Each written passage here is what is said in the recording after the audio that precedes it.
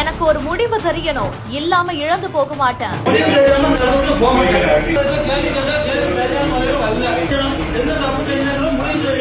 சிறப்பு கூட்டத்திலேயே ஊராட்சி மன்ற துணைத் தலைவர் செய்த அதிர்ச்சி செயல்.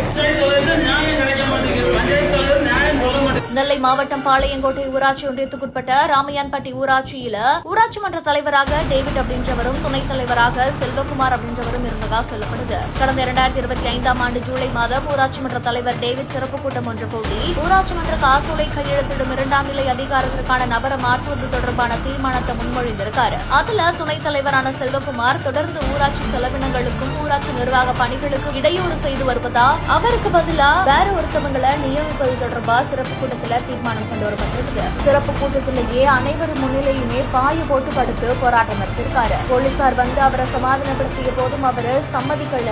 அங்கேயே அவரு படுத்து இந்த ஒரு போராட்டத்தில் ஈடுபட்டு வராரு.